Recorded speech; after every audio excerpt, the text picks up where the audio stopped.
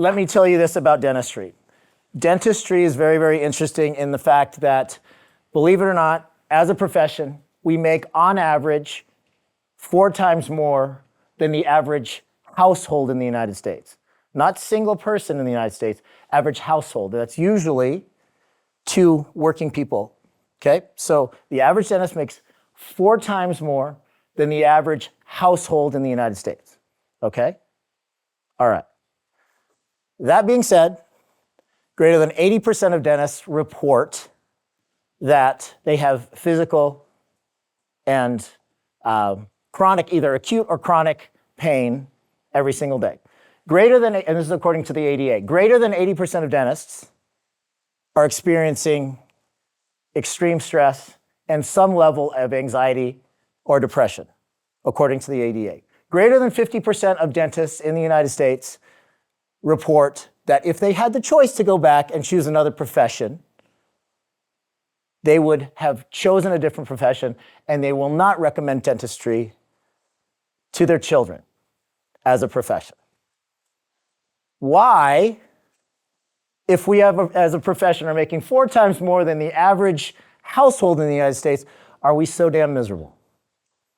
Dentistry is a tough, tough profession. 74% of the around 200,000 dentists in the United States own their own dental practice. Okay, JJ was talking earlier about the 1% default rate within dentistry. That's great.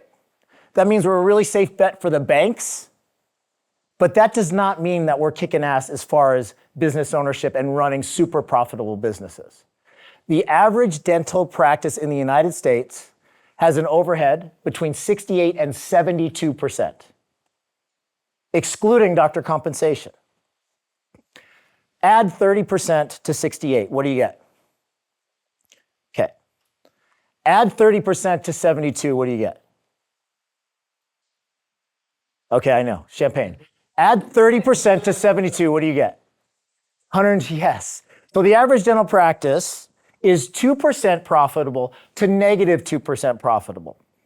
That means the average dentist, if they're paying themselves, like an associate, they're getting 30% plus 2% or 30% minus 2%. So that means that the range of profitability in the United States after doctor compensation is negative 2 to 2%.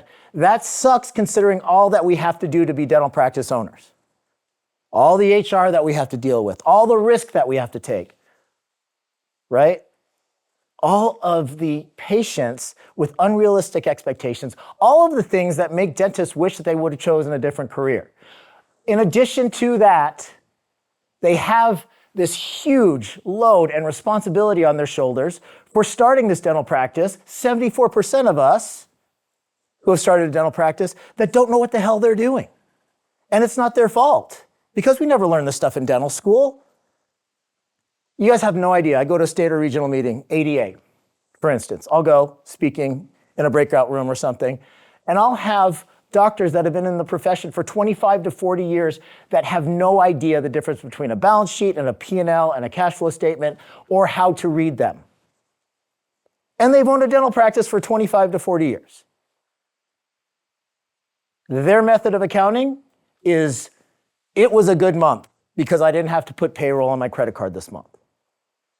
My goal as a person that travels 150 to 200,000 miles per year, speaking in 85 countries and 85 cities in 6 countries, is to make sure that I help people alleviate that pain and help them to educate themselves a little bit more about dentistry and the business of dentistry. Now, you take the average negative 2 to 2% profitability, add 25% to that, which is what we call a black belt practice in our dental, in my group. We're belt systems. You're a white belt, blue belt, brown belt, or black belt.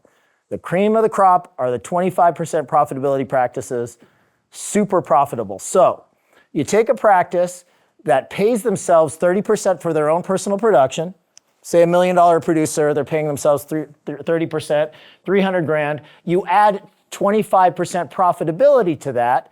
So now add $250,000 to that plus their 300 grand. This doctor's taking home $550,000 versus the average dental practice owner that's taking home just over or just under $250,000 for the same amount of work, or $300,000 for the same amount of work.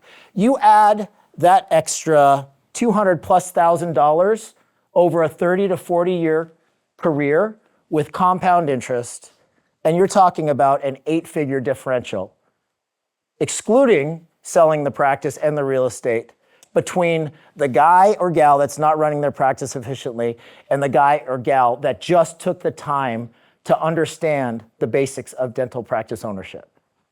Now, don't you think it's worth it to spend a little bit of time educating yourself on how to run a small business?